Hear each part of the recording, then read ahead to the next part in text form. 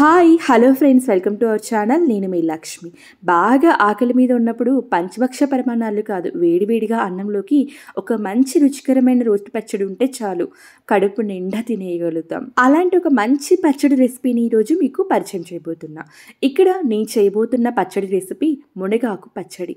ఆరోగ్యానికి చాలా మంచిది. రెగ్యులర్గా తీసుకోకపోయినా 3 రోజులకు ఒకసారి తీసుకున్నా కూడా చాలా మంచిది. పచ్చళ్ళు చేయడంలో ఒక్కొక్కలది ఒక్కొక్క తీరు. ఈరోజు నేను నా స్టైల్లో మునగాకు పచ్చడిని ఎలా ప్రిపేర్ చేయాలో చూపిస్తాను. ఇక ఏమాత్రం లేట్ చేయకుండా ఈ మునగాకు పచ్చడిని ఎలా ప్రిపేర్ చేయాలో చూసేద్దాం పదండి. మునగాకు పచ్చడిని ప్రిపేర్ చేయడానికి ముందుగా ఒక చిన్న కట్ట మునగాకును పుల్లలేమీ లేకుండా అంత నీట్గా ఒలుచుకొని ఇలా ఆకుల్ని మాత్రం సపరేట్ చేసుకోవాలి. ఇలా చేసుకున్న ఈ ఆకులు మొత్తాన్ని కూడా నీట్గా క్లీన్ చేసి పక్కన పెట్టేసుకోండి.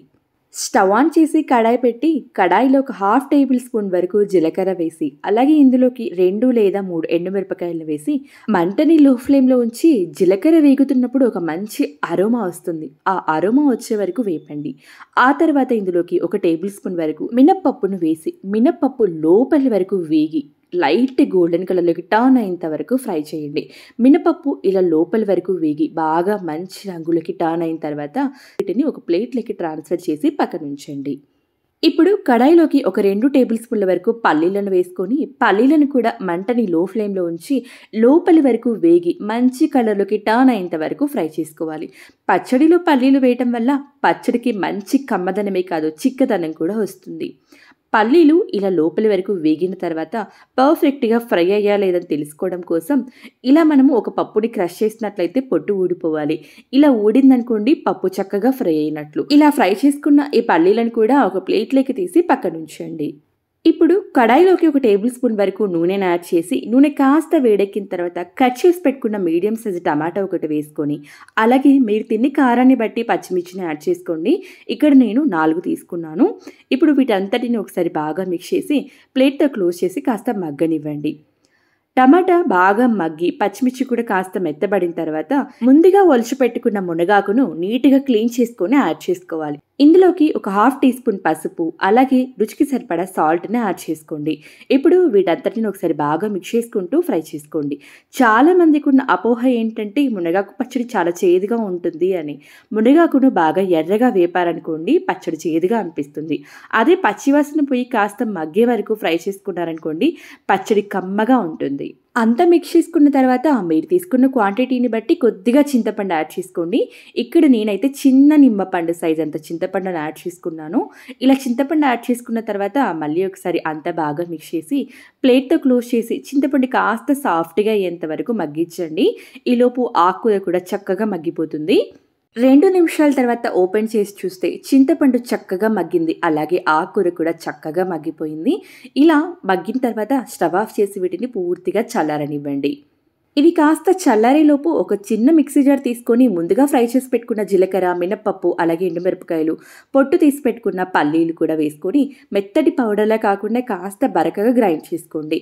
ఇలా కాస్త బరకగా గ్రైండ్ చేసుకున్న తర్వాత పూర్తిగా చల్లారిన మునగాకు, టమాటా, పచ్చిమిర్చి, చింతపండును వేసి కాస్త ఫోర్స్గా గ్రైండ్ చేసుకోండి. మరీ మెత్తగా గ్రైండ్ చేయొద్దు. అవసరం అనిపిస్తే కొద్దిగా సాల్ట్ యాడ్ చేసుకొని మరీ మెత్తగా కాకుండా కాస్త బరకగా గ్రైండ్ చేసుకోండి. చూసారు కదా, ఈ విధంగా ఉండాలి పచ్చడి. చూస్తుంటేనే తెలుస్తుంది కదా ఎంత యమ్మీగా ఉందో. పచ్చడి కాస్త బరకగా ఉంటేనే తింటున్నప్పుడు టేస్టీగా ఉంటుంది. ఇలా గ్రైండ్ చేసుకున్న ఈ పచ్చడి మొత్తాన్ని కూడా ఒక బౌల్లోకి ట్రాన్స్ఫర్ చేసుకోండి. పచ్చడిని మీరు కావాలంటే ఇలా డైరెక్ట్గా కూడా తినేయచ్చు. వద్దు అనుకున్న వాళ్ళు కాస్త తాలింపు పెట్టుకోవచ్చు. ఇక్కడ నేను తాలింపు కోసం స్టవ్ మీద కడాయి పెట్టి 1 టీ స్పూన్ వరకు ఆయిల్ని వేసుకొని ఇందులో కొద్దిగా మినప్పప్పు అలాగే కొద్దిగా ఆవాలు, కొద్దిగా పచ్చిశనగపప్పు అలాగే కొద్దిగా జీలకర్ర ఇవి కాస్త రంగు మారి ఎర్రగా ఫ్రై అయ్యేంత వరకు ఫ్రై చేసుకోండి. ఆ తర్వాత మనము కట్ చేసి పెట్టుకున్న 1 ఎండుమిరపకాయ అలాగే 1 రెబ్బ కరివేపాకు వేసి 1 నిమిషం పాటు అలా వేపుకొని తాలింపుని పచ్చడిలో వేసేయడమే. పచ్చడికి తాలింపు పెట్టిన తర్వాత పచ్చడి రుచి డబల్ అవుతుంది. తాలింపుకు చాలామంది ఎక్కువగా ఆయిల్ వేస్తూ ఉంటారు. జస్ట్ కొద్దిగా వేసి తాలింపు గింజలు వేగితే సరిపోతుంది. తాలింపు ఇలా యాడ్ చేసుకున్న తర్వాత మన మునగాకు పచ్చడి రెడీ.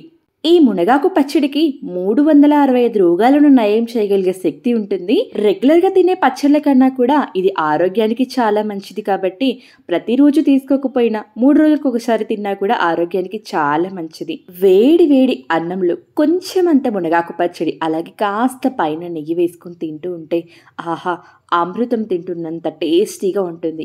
ఇక చేదు విషయానికి వస్తే చేదు అనేది అస్సలు ఉండదు. మీరు తప్పకుండా ట్రై చేయొచ్చు. నా స్టైల్లో చూపించిన ఈ మునగాకు పచ్చడి మీ అందరికీ నచ్చిందనే అనుకుంటున్నాను. నచ్చితే లైక్ చేసి ఫ్రెండ్స్ అండ్ ఫ్యామిలీ మెంబర్స్కి షేర్ చేయడం మాత్రం మర్చిపోవద్దు. మరో మంచి హెల్దీ రెసిపీతో మళ్ళీ కలుద్దాం. అంతవరకు బాయ్ మరి.